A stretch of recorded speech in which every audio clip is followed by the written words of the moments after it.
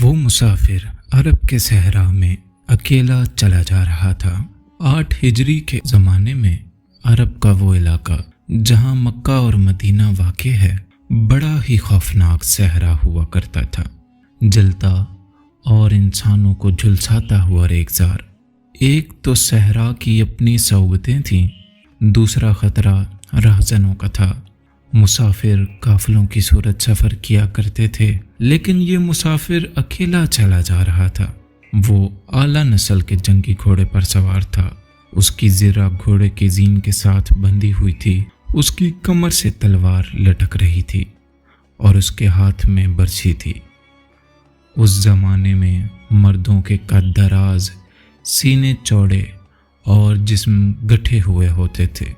یہ اکیلا مسافر بھی انہی مردوں میں سے تھا، لیکن جس انداز سے وہ گھوڑے کی پیٹھ پہ بیٹھا تھا اس سے پتہ چلتا تھا کہ وہ شاہ سوار ہے اور وہ کوئی معمولی آدمی نہیں۔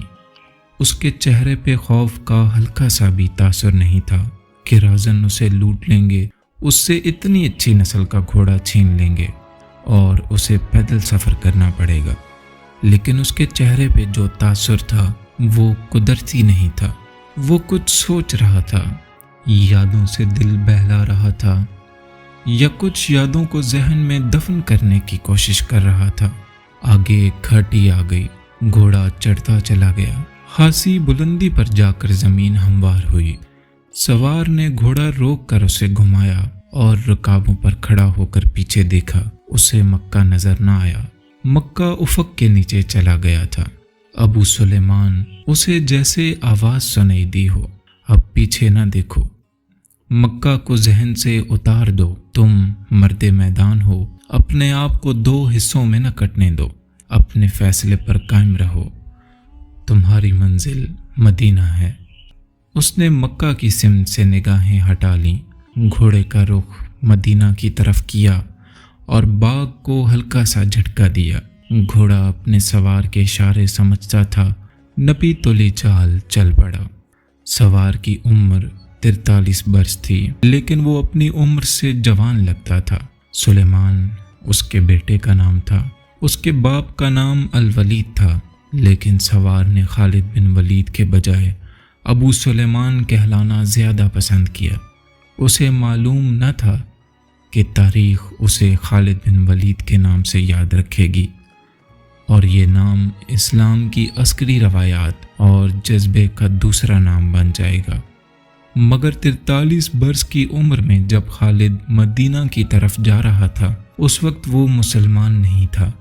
چھوٹی چھوٹی جھڑپوں کے علاوہ وہ مسلمانوں کے خلاف 2 بڑی جنگیں، جنگ احد اور جنگ خندق لڑ چکا تھا۔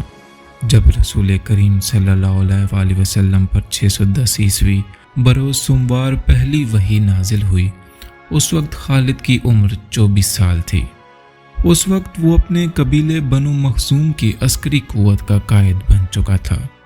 بنو مخزوم کا شمار قریش کے چند ایک معزز خاندانوں میں ہوتا تھا۔ قریش کے عسکری امور اسی خاندان کے سپرد تھے۔ قریش خالد کے باپ الولید کے احکام اور فیصلے مانتے تھے۔ 24 برس کی عمر میں یہ حیثیت خالد کو بھی حاصل ہو گئی تھی، مگر اس حیثیت کو ٹھکرا کر خالد ابو سلیمان مدینے کو جا رہا تھا۔ کبھی وہ محسوس کرتا جیسے اس کی ذات سے کوئی قوت اسے پیچھے گھسیٹ رہی ہو۔ جب وہ اس قوت کے اثر کو محسوس کرتا تو اس کی گردن پیچھے کو مڑ جاتی، لیکن اس کی اپنی ذات سے ایک آواز اٹھتی، آگے دیکھ خالد، تو ولید کا بیٹا تو ہے لیکن وہ مر گیا ہے، اب تو سلیمان کا باپ ہے، وہ زندہ ہے۔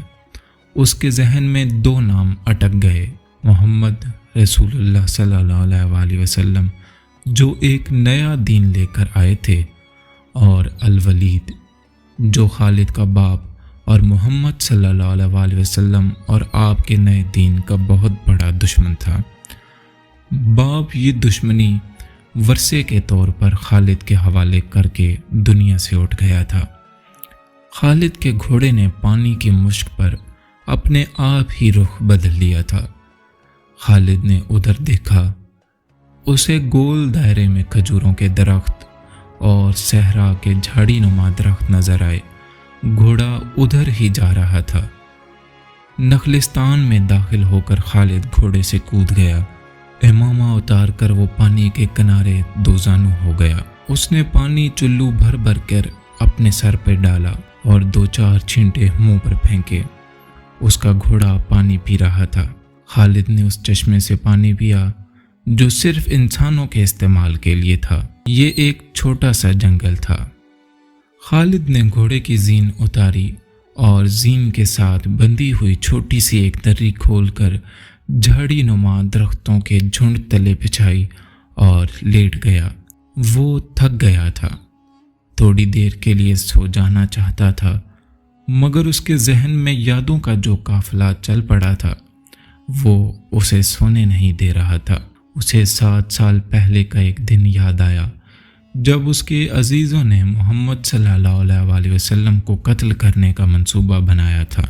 इस मंसूबे में खालिद का बाप अल वलीद पेश था। उस सितंबर 622 ईस्वी की एक रात थी। कुरैश ने रसूल खुदा सल्लल्लाहु अलैहि वसल्लम को सोते में कत्ल करने के लिए ऐसे आदमी चुने थे जो इंसानों के रूप में वहशी और दरिंदे थे। खालिद कुरैश के सरकर्दा ख़ानदान का जवान था। उस वक्त उसकी उम्र 27 साल थी।